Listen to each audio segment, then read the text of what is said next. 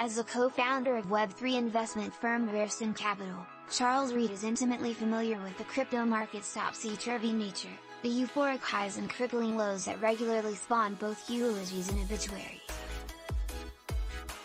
But the 28-year-old is the antithesis of the wired investor who burns the midnight oil while endlessly obsessing over trading candlesticks.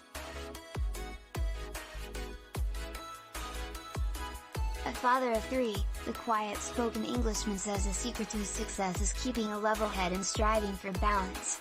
This industry is truly remarkable, the talent at work is on another level, but you can definitely get too wrapped up in it if you're not careful. Like others in this space, I have an addictive/compulsive personality, and I do get carried away and overwork at times.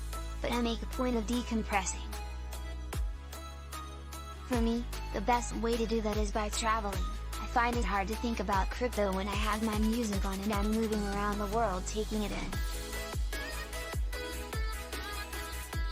Exercise is also great for unplugging and de-stressing.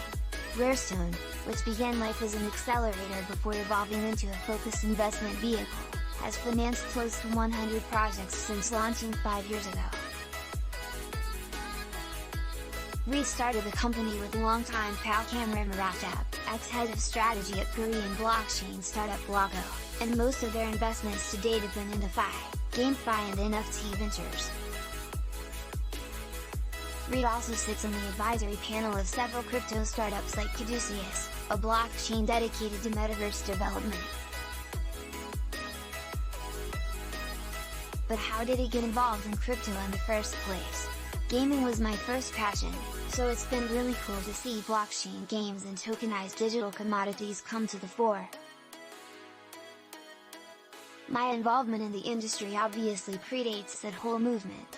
Before I found my way into the space, I spent a lot of time in college bouncing around different subjects: medical science, art, photography, graphic design, English, sociology, psychology, but I never followed through with any. The last time I waged was as a headhunter, recruiting for defense and government organizations. I was reasonably good at it, but I didn't get paid enough, in my humble opinion, Reed chuckles. Prior to forming Rarestone, there were also stints at Wallet's company Zumo, as well as consulting for blockchain venture funds and high net worth investors. A Rarestone prototype in the form of Servamps then bloomed during the crypto winter of 2018 before Reed and his partners decided to shut it down and go their separate ways.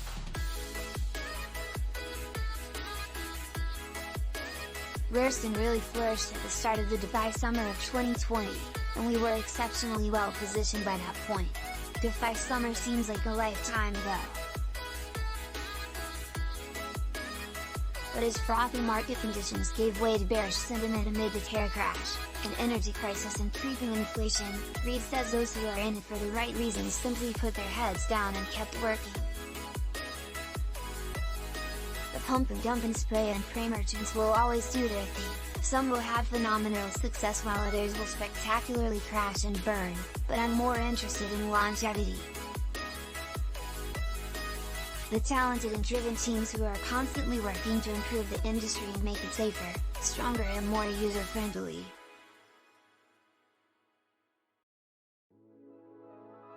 Those building play-to-earn games, cross-chain bridges, NFT platforms, wallets, academies, DAOs, data unions, and decentralized identity solutions are my kind of people. If it's not sustainable, if it doesn't solve a genuine need and move us further along the road, it doesn't interest me as an IMB.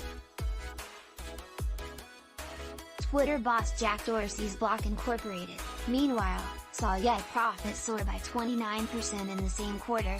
While some NFT and gaming initiatives have stalled, other projects have continued racking up milestones, particularly in terms of capital raised.